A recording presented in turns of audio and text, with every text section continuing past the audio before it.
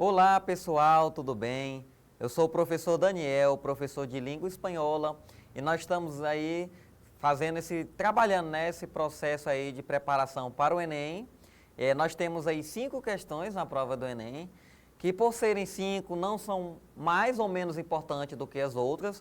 O candidato ele deve se preparar para todas as questões. Quanto mais questões ele acertar, mais pontos ele obterá.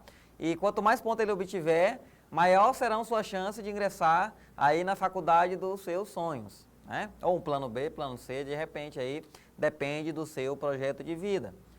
Na aula anterior, galerinha, nós falamos sobre a leitura e compreensão textual, né?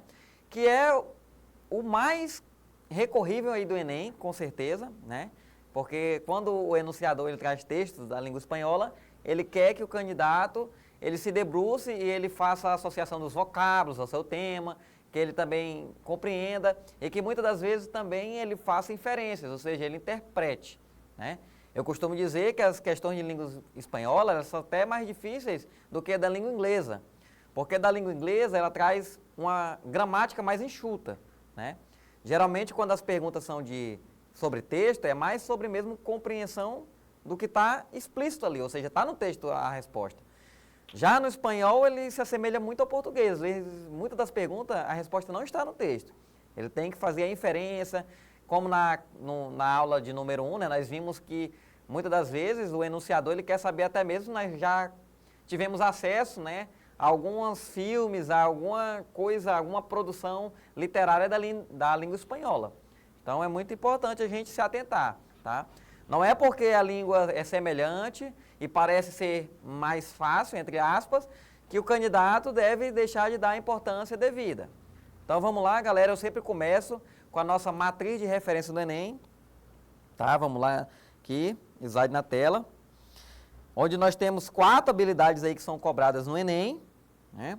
E a nossa aula de hoje, ela vai cobrar do candidato essa habilidade 8, que é reconhecer a importância da produção cultural em língua espanhola como representação da diversidade cultural e linguística. Então, a nossa temática da aula de hoje é diversidade cultural. E aí, galera, eu tenho que prestar muita atenção nessa palavra, né? Porque, olha o nome, diversidade. E quando eu estou falando de diversidade, eu não estou falando de uma, né? Estou falando de múltiplas culturas, de várias. No espanhol, nós temos 21 países que têm o espanhol como língua oficial. Então, aí nós temos, no mínimo, aí 21 culturas sendo representadas, né? Então, é muita coisa para se falar de um idioma. Então, a diversidade cultural, geralmente as perguntas desse cunho, elas são bastante complexas de se analisar, dependendo do contexto em que elas se inserem. Mas, quando a gente fala de diversidade, a gente tem algumas palavras-chave, né? Então, nós vamos entender isso na aula de hoje. Vamos lá? Então, eu fiz aí um pequeno mapa mental aí, galera, para a gente entender, né, palavras-chave, para a gente tentar entender aí o que é que se trata essa diversidade cultural, né? Quando a gente fala de cultura, a gente está falando de tudo mesmo, tudo, né? Aqui nós temos alguns exemplos, né? Nós falamos, quando eu falo de cultura, eu falo de literatura, falo. Eu falo de música, falo, né? Eu falo de representações culturais, né? Essas festas, representações folclóricas, falo também, né? Eu falo de linguística, falo sim. Características biológicas, com certeza, galerinha, né? Não é à toa que os chineses têm olho puxadinho, não, né? Ou seja, quando eu vejo alguém com o olho puxado, eu já faço logo uma associação, ou é japonês, tailandês, coreano, ou seja, é oriental. Então, observem que a marca, né, do olhinho puxado já denota ali um recorte territorial de um certo ponto do planeta, tá bom? Então, também entra na cultura, porque, como eu disse, tudo é cultura. Dando continuidade, né? Então, aqui as imagens, ela mostram muito bem isso, né? Eu tenho do morador rural, ao artista, né? As religiões. Então, tudo entra dentro da diversidade cultural. Então, é uma temática muito ampla, né, de se falar, tá bom? E aí, né, nós temos essa questão. Quem eu sou? Quem sou eu? Diversidade cultural, aí vem a nossa primeira palavra-chave. Quando eu falo em diversidade cultural, eu falo em identidade.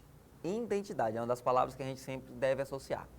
Porque geralmente quando se traz a temática diversidade dentro de uma questão de Enem, um dos objetivos é trabalhar com a identidade. Ou seja, é eu me reconhecer enquanto uma pessoa que pertence àquela cultura. É como eu dizer, eu tenho orgulho de ser acreano, eu sou acreano do pé rachado. Ou seja, eu pertenço. É o sentimento de pertencimento. Eu me vejo dentro dessa cultura. Então é identidade, é uma palavra-chave. Porque muitos dos enunciadores, eles falam um monte de texto, traz aquela linguagem linda ali, cheia de sentimento e emoção, no final só para perguntar sobre identidade. Ou seja, sobre valorização da identidade cultural. E quando eu ensino cultura, é no sentido de valorizar minha cultura. E não somente de valorizar minha cultura. Aí vem a segunda palavra-chave. E qual é a segunda palavra-chave? Respeito às diferenças. Por quê? Porque quando a gente estuda cultura dentro da escola, é justamente para eu compreender que não é porque a cultura X come carne de cachorro, ou carne de rato, ou carne do que seja, que eu tenho que discriminá-lo, que eu tenho que ser intolerante, até porque isso é tipificado criminalmente como xenofobia, né? Então, quando se traz a diversidade para dentro da escola, é para justamente fazer com que os alunos respeitem as diferenças, que eles compreendam que a cultura do outro, ela é diferente da minha, mas isso não as torna melhores ou piores pessoas do que nós, né? Nós temos as culturas diferentes. Isso vale aprender com os diferentes tipos de diferenças, tá bom? Então, por isso que é um tema bem abrangente. Mas fiquem com essas duas palavras para o Enem, quando vê uma questão voltada à diversidade cultural. Identidade e respeito às diferenças. Então, vamos lá? Dito isso, galerinha, vamos para a nossa primeira questão do Enem aí. Questão recente, hein? Ano passado, 2023. Aí nós temos aí, isso é uma canção, tá bom? Que quede claro, ou seja, que fique claro. Como é possível que se cierrem? Ou seja, como é possível que se fechem? Tantas bocas, tantos olhos, tantas bocas, tantos olhos. Tantas puertas, muitas mentes ante um ato xenofóbico sem precedente. Observe, olha aí a temática, galera. Xenofobia, dentro da questão, né? Então, a letra da canção, ela já vai fazendo essa abordagem, uma crítica aí a atos de xenofobia. Ele já diz, como é que pode você fechar os olhos, fechar a boca, para esses atos de xenofobia que estão acontecendo? Né? Dando continuidade. E ele vai citando pessoas, grupos sociais, presidentes, ministros, né? Autoridades.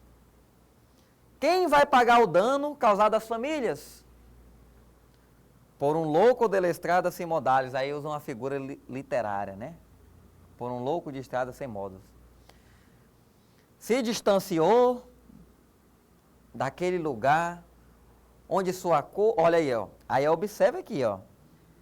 Primeira parte falou justamente a nossa primeira palavra-chave, né?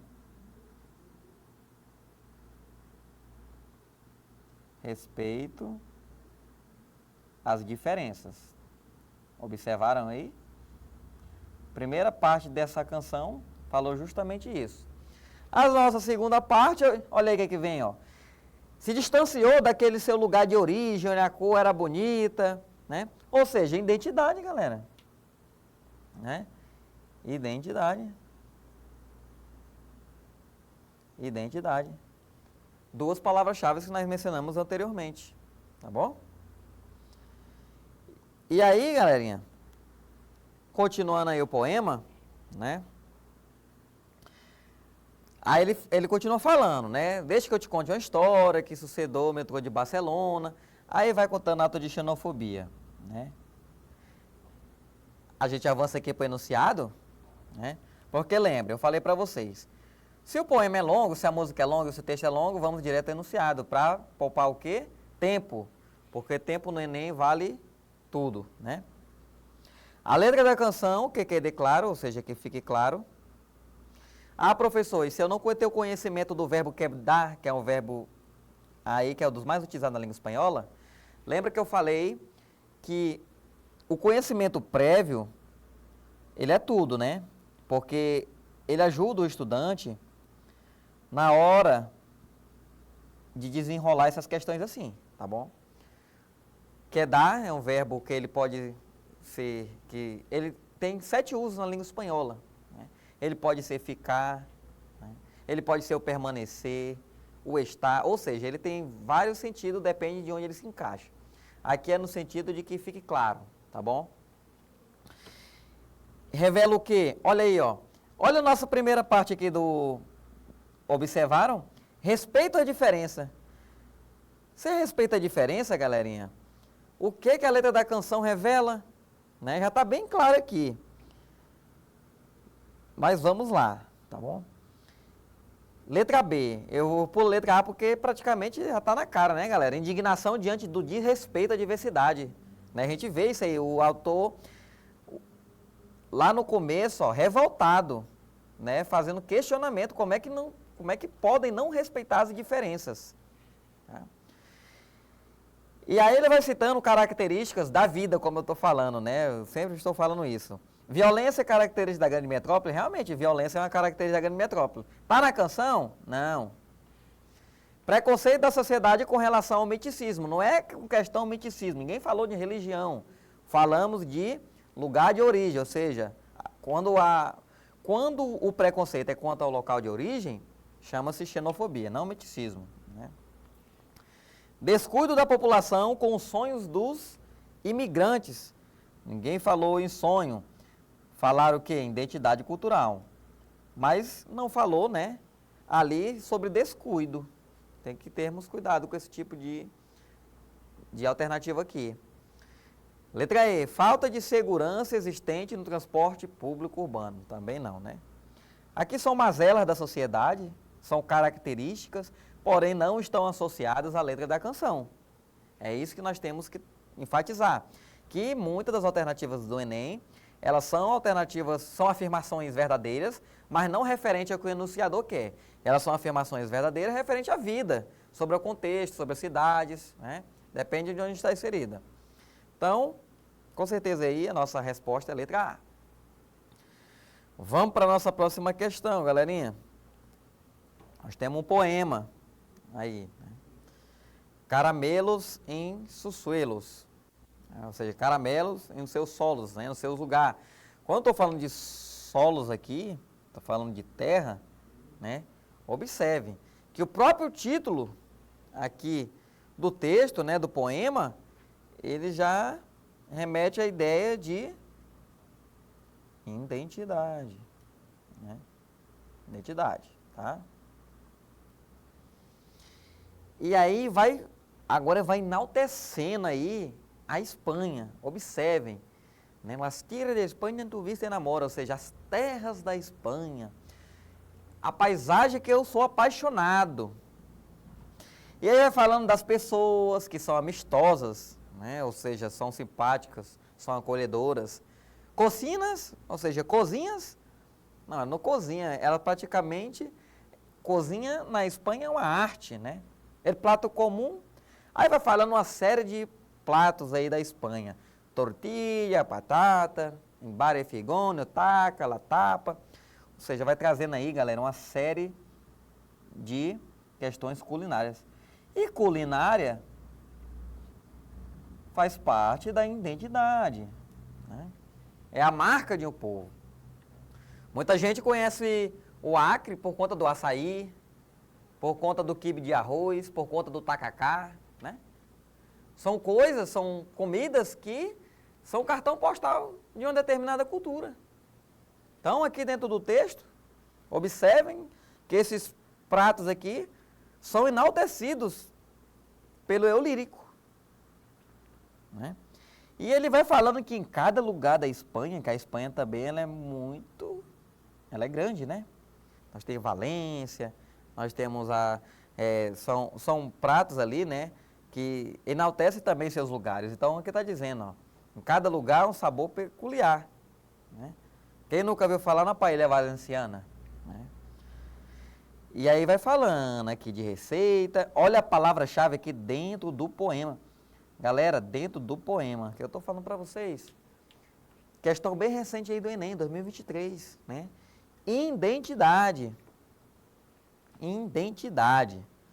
E ele vai valorizando, a gastronomia. E aí o nosso enunciador vem aqui e pergunta quem é que o poema está enaltecendo, repara.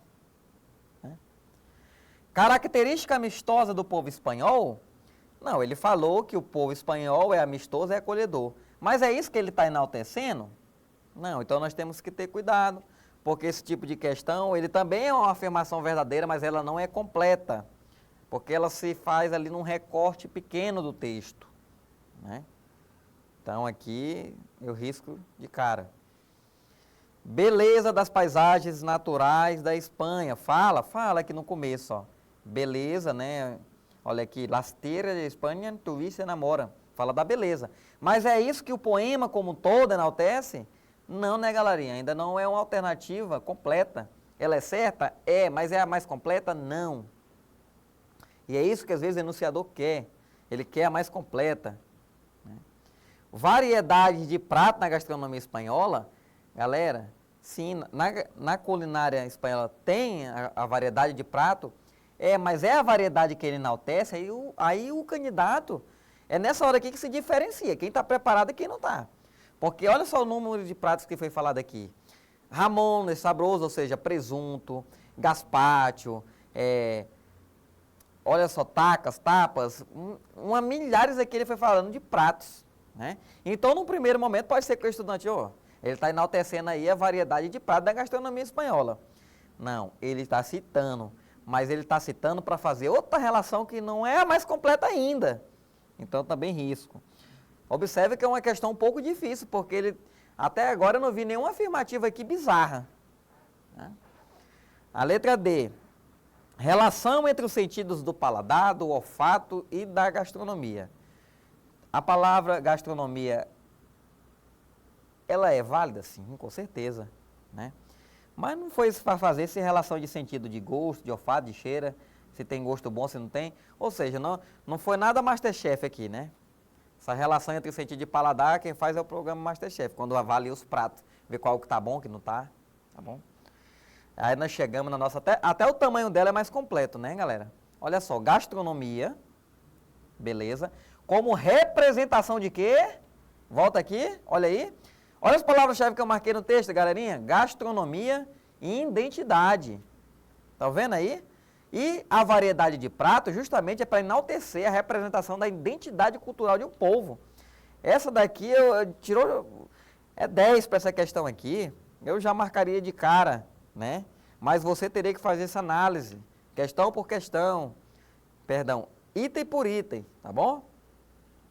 Para chegar à nossa resposta correta, que sem dúvida é essa. Lembre a palavra-chave, identidade, né, e respeito à diferença. Galerinha, então é isso. Conseguimos aí trabalhar essas duas questões, né, mas anote aí no seu caderno, no seu material de estudo, quando se fala de diversidade cultural, e isso não é só na língua espanhola. Pode ser também que a língua portuguesa, dentro da literatura, traga essa questão, porque literatura também é diversidade cultural. E possa ser que alguma obra literária remonte justamente à valorização da cultura, ou seja, identidade, né? São questões identitatárias. Isso também cai nas questões das humanas, tá bom? Essas questões de identidade também. Então é isso, é identidade e respeito às diferenças. Palavra-chave para essa temática de diversidade cultural, que é tão ampla, galerinha. Finalizamos aqui. Um bom ciclo de estudo, continue se preparando e até a nossa próxima aula. Tchau, tchau!